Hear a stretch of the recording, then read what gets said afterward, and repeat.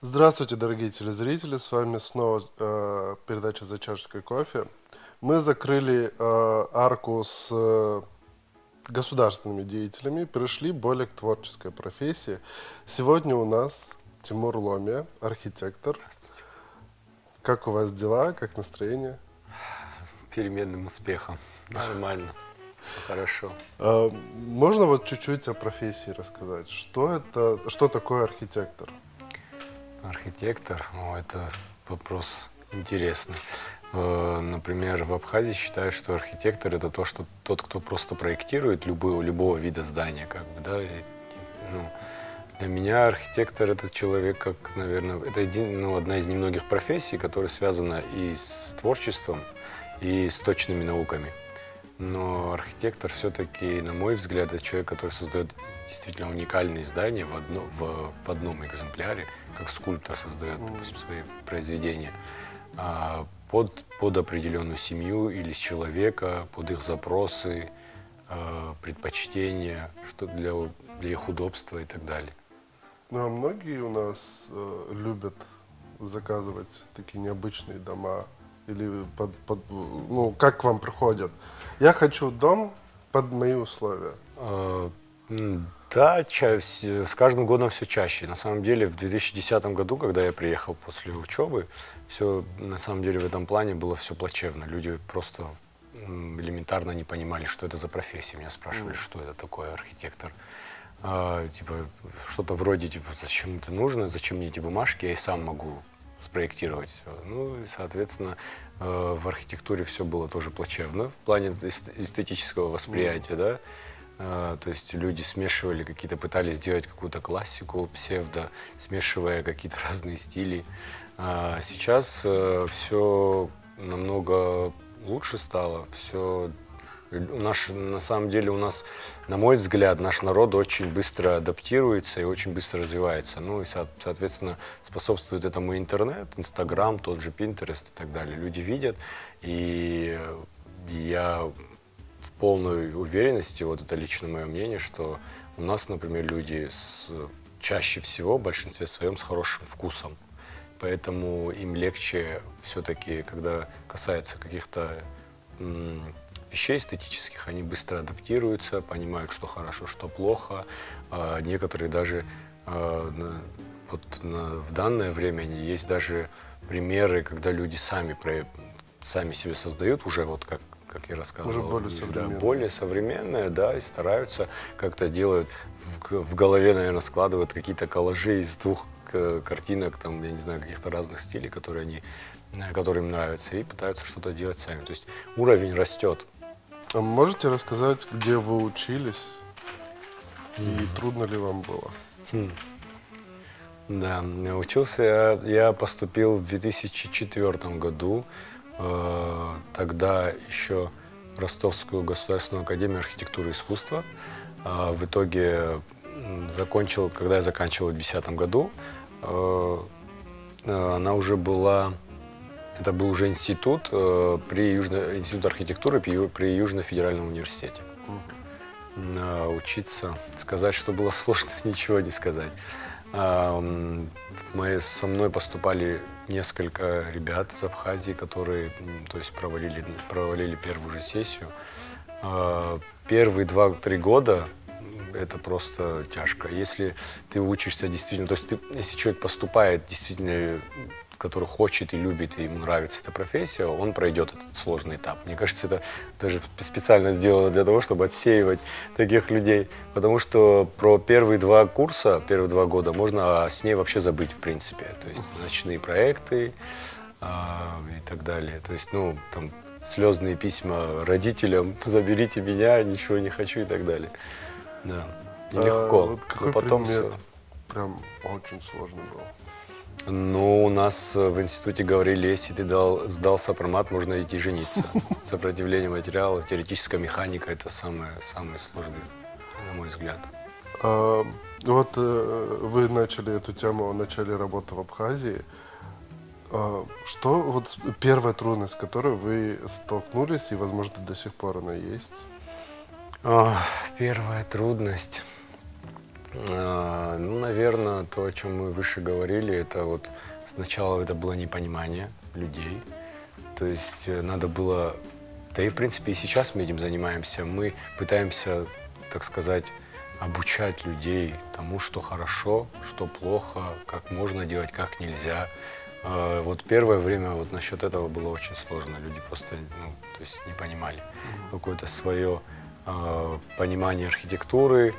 Это было все в смеси вот этих, как вам объяснить, псевдоклассика вот Россия 90-х годов, да, когда новые русские строили себе дома и пытались показать с помощью интерьера, сколько у них есть денег. Вот, ну, типа вот в нашей стране пытались сделать то же самое, только с намного меньшим количеством средств, затраченных на это. В принципе, вот вид города. У нас он достаточно смешанный. Да, Абсолютно эклектичный. разные здания, Да. да. Как вы думаете, что можно с этим сделать? То есть их можно оставить как памятники архитектуры, либо уже как-то их усовременивать? Ну, вообще у меня два образования архитектурных, скажем так, я первое образование общественные жилые здания, второе реставрация памятников историко-культурного наследия. Поэтому, когда вы говорите «можно оставить», для меня это вообще неприемлемое слово, потому что в смысле, это даже не обсуждается. Это наша история, это наша идентичность, которую мы можем доказывать всему миру, и в том числе там, нашим соседям, то, что мы были здесь, когда, как и что. То есть, потому что, на мой взгляд, допустим, рукописи, они же могут быть поддельными. То есть никто не знает, откуда они, кто их писал. А памятники архитектуры, как бы, они монументально стоят, и можно определить с помощью экспертизы, какого времени. А что касается то есть того, что они есть, и как-то надо вокруг них это все обустраивать. Естественно, точечно надо работать с каждым зданием, с каждым кварталом, с каждым районом. То есть надо внедрять, то есть новую застройку, строить и проектировать так, чтобы она не мешала, не диссонировала со старой, то есть с памятниками архитектуры. Это нормальная практика, поэтому то есть, во многих городах, даже более исторически старых как бы по времени, чем Сухум, такая практика сейчас используется очень хорошо. И говорят, допустим, вот как пример, когда вот здание Гудоу Плаза, например, да, знаете, где находится, да, вокруг историческая застройка и так далее. Один вопрос, вот там на этом месте был, насколько я знаю, памятник архитектуры, которого сейчас нет, это один вопрос. Но я помню негодование людей, когда построили, ввели в эксплуатацию это здание. Все говорили, как это можно, в исторической части города, оно вообще не вписывается. На самом деле, на мой взгляд, это не самый плохой пример, то есть застройки. Именно когда вокруг историческая часть, оно лаконичное, не привлекает к себе внимания, оно является фоном. То есть это просто кубик. Ну да, по сути, грубо говоря, это просто не кубик. так сильно выделяется. Другое дело, что, на мой взгляд, если бы меня спросили бы, я бы не делал бы, допустим, линии фасада, я оставил бы его просто стеклянным, чтобы он отражал вокруг себя все, что он имеет, и тем самым растворялся как бы вообще, в принципе, в воздухе, в застройке. Вот если брать такие постройки, я как-то был в одной деревушке, и там очень старые церкви были, 3 церкви вот так вот подряд стояли. И один бизнесмен, как мне потом уже рассказывали, он выкупил всю эту территорию и построил на их месте гостиницу. Но как он это сделал? Он между этими церквами построил стеклянные здания, которые были как рестораны, Да. где-то был просто проход, и дополнительно еще в таком же стиле он построил саму гостиницу. То есть он, по сути, ничего не уничтожал, он просто это как модернизировал. Модернизировал, да. У нас такое возможно сделать? Ну, честно говоря, реконструкция... Потому что вот я видел, у нас красивые здания, некоторые есть в центре, от них оставляют только фасад, а все остальное сносят. К сожалению, да. И чаще всего в этих, вот что они делают, это можно было этого не делать. То есть хорошая, именно точечная работа с внутренним убранством, допустим, да, с планировочным решением, и 80-90% в принципе можно было бы и оставить. Но люди не хотят, видимо, как бы возиться с этим. То есть это намного дороже, переделка, там, поломать, сломать, добавить, переделать. Легче снести и сделать. А то, о чем вы говорите, есть несколько понятий как бы в реставрации. Да? Это реконструкция, ревалоризация, то есть изменение функций зданий, то есть не меняя внешний облик и так далее. Можно со всеми зданиями работать, но это все точечно. То есть надо говорить об определенном здании и работать. Если, допустим, застройщик выкупил или бизнесмен какой-то, надо работать непосредственно с техническим заданием, что он хочет видеть, как он это хочет видеть, какие площадя, какая функция будет у этого здания. То есть хороший архитектор, профессионал, он сможет оставить максимально исторической части, на мой взгляд, при желании. Если у него будет такая задача поставлена ему. Бывает такое, то, что могут построить здание наобум, где угодно. Пришло в голову, там, я хочу вот здесь вот. К сожалению, да. То есть люди даже не понимают, что такое красная линия. То есть, да, нельзя выходить за пределы красной линии, допустим, на тротуар и так далее. То есть, ну, с этим на самом деле у нас беда. И я очень много думал об этом, и, наверное, все-таки несколько аспектов я понимаю, почему так. Потому что недостаток сотрудников в разных надзорных органах, да, и они не успевают проследить за всем. Ну, то есть даже если человек... У нас вообще в Сухуми есть надзорные органы? Ну, как таковых надзорных я не знаю, которые будут, вот, допустим, полевые работы. Они выехали, посмотрели, все ли в соответствии с тем проектом, который, допустим, принял и подписал главный архитектор, да, одобрил. Вот я как раз к этому хотел сказать. То есть, допустим, сознательный гражданин, скажем так, сделал проект и несет его на согласование главному архитектору. Главный архитектор вносит какие-то корректировки, в итоге архитектор исправляет, все, одобряет проект. Но никто дальше не может физически проследить за тем, чтобы он это здание строил в соответствии с проектом, что облик будет именно такой. А чаще, даже больше скажу, что он и не такой. Чаще всего так. Потому что в процессе строительства прорабы свою лепту вносят, друзья, знакомые, все, кому не лень. Потом аппетиты вырастают, то есть хочется еще больше или как-то не так и так далее. То есть по факту от точки А к точке Б вообще это разные проекты. Вот если тоже вот говорить о наружности этих зданий, насколько я знаю, допустим, в Краснодаре, где я учился, там мы с друзьями хотели открыть магазинчик, и нам не разрешили делать вывеску, которую мы хотели. Мы должны были ее спроектировать так, чтобы она подходила под дизайн города, скажем так. А у нас, ну, нет такого. И как вот к этому относиться, потому что и баннеры рекламные, и вывески рекламные там под магазин, они не соответствуют городу. Облику города, да, не соответствует. Опять же, это, я не помню, несколько лет назад был закон о том, что там 90% или 80% названия там, высоты букв должно быть на абхазском языке, там меньше можно по-русски и так далее. Ну, то есть, опять же, это какое-то время этот закон, на мой взгляд, как я ощущаю, я варюсь вот в этом, во всем.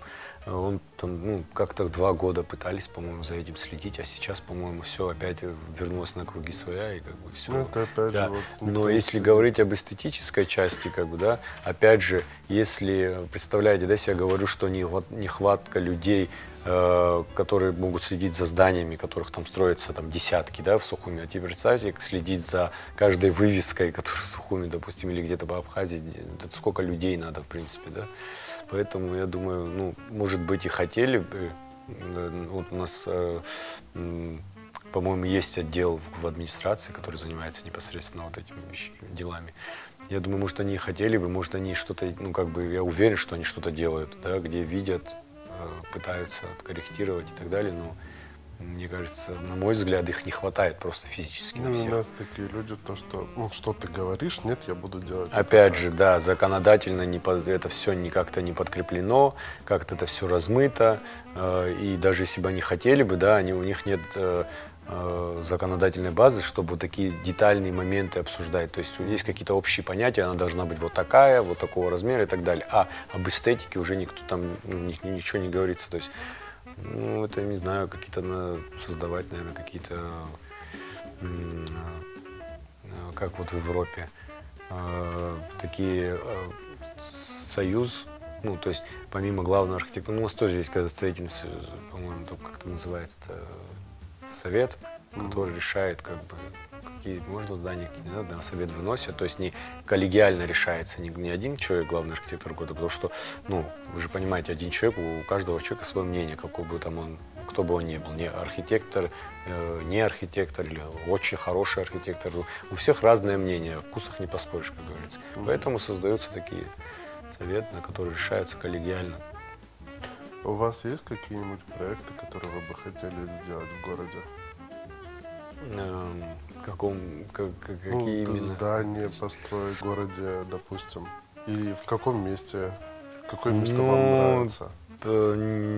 Нет прям такого, кстати, вот что прям вот где-то и конкретно по что-то. Но предложения поступают периодически и стараемся как бы заниматься. И иногда бывают прям очень интересные. Вот когда предложения...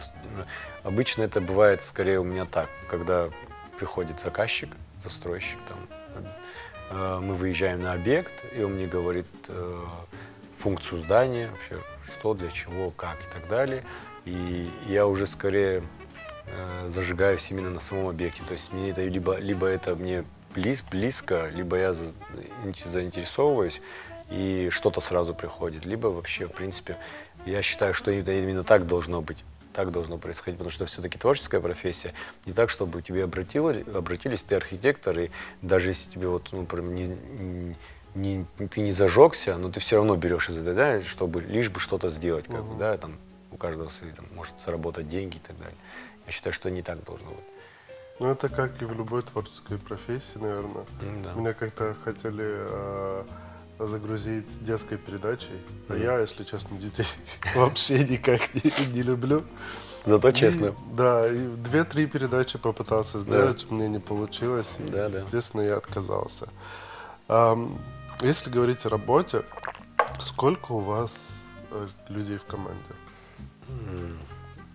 И много ли вот проектов? Я вам скажу, если говорить именно об офисе, это 7 человек пока что, но они постоянно меняются, кто-то увольняется, девочки, естественно, замуж уходят.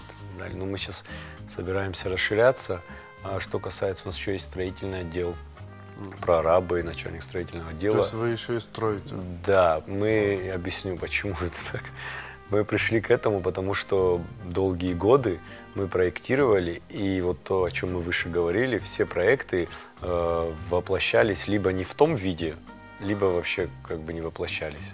Потому что, ну, когда сейчас у нас есть функция, там, допустим, вы можете заказать авторский надзор и будет вести авторский надзор в соответствии, то есть это, что это такое, объясню. Понимаете, да? Ну, то есть это архитектор ведет свой проект, чтобы он был в соответствии с тем, что было вот изначально принято.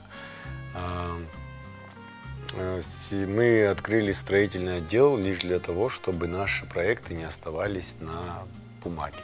Мы поняли, что заказчики не могут их доводить в том виде до конца.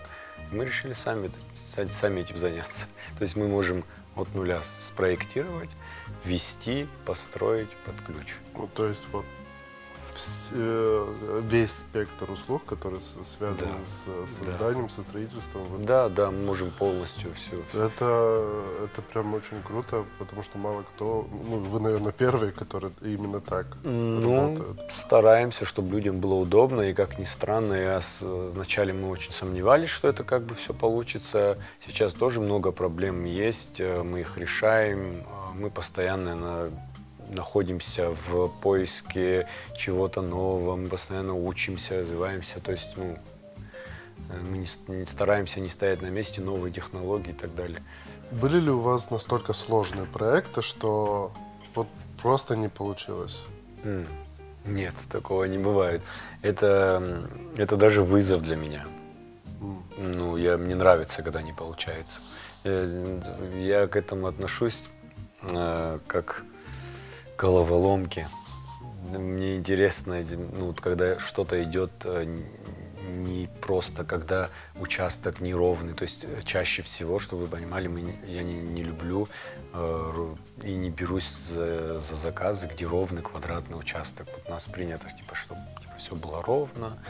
Далее. То есть люблю криволинейные, с перепадами участки, какие-то сложные или маленькие, где участок, допустим, у меня есть проект, где в 3,8 сотки, чтобы вы понимали, и мы спроектировали и построили дом в 380 квадратов, со своим гаражом внутренним, оставили где-то примерно 100 квадратов двора, и у нас еще на 180 квадратов эксплуатируемая кровля. Это как плотно все получилось. Да, прям в городской черте плотно, да. Ну, как-то так. Вот это было интересно. И вот всегда такие проекты, они интереснее, и всегда они получаются, на мой субъективный взгляд, они всегда интереснее. За какой проект ни в коем случае не возьметесь? Ни в коем случае. Тюрьму не буду проектировать. Все, что касается с ограничением свободы человека, неинтересно, скажем так. Ну, наверное, перейдем уже к концу. В принципе, я кучу всего нового узнал, и очень интересная профессия. И я уверен, что многие молодые люди и девушки, которые собираются поступать на архитектурные факультеты, хотели бы немного узнать, что им нужно знать, поступая на такой факультет. То есть математика, геометрия. Напутствие. Да, напутствие, можно пожелать. Честно говоря, я пожелал бы вообще не поступать, честно говоря. Чтобы вы понимали, не потому, что я боюсь конкуренции там или кто-то. Просто это, на мой взгляд, это одна из немногих профессий, которая требует прям колоссальной самоотдачи. Как говорит моя супруга, кстати говоря, что я сначала женат на своей профессии, а потом уже на ней. Если вот не любить это прям вот всей душой, не фанатеть, то лучше вообще этим не начинать этим заниматься. По предметам вы имеете в виду? По предметам, естественно, академический рисунок. То есть я, например, живописью занимался со 2 по 11 класс до поступления, академическим рисунком 6 лет, там, 3 раза в неделю по 4 часа. То есть, академический рисунок при поступлении, поставленная рука, естественно, да? Живопись при поступлении еще, по-моему, сдается, если ничего не изменилось, там математика и русский язык, по-моему. Но упор всегда делать на творчество. То есть, если не уметь рисовать, да, то лучше вообще не идти. Потому что если на экзаменах, допустим, как-то могут более лояльно отнестись к провальному русскому или математике, то к творческой, именно к академическому рисунку, то есть смысла нет вообще. То есть человек, если нет у него данных, никто не поможет. Спасибо большое за беседу. Было очень приятно с вами познакомиться. Вам тоже спасибо. Вам только удачи и процветания. Спасибо. И вам. Всего доброго. Спасибо. А с вами, дорогие телезрители, мы увидимся уже за следующей чашечкой кофе. До свидания.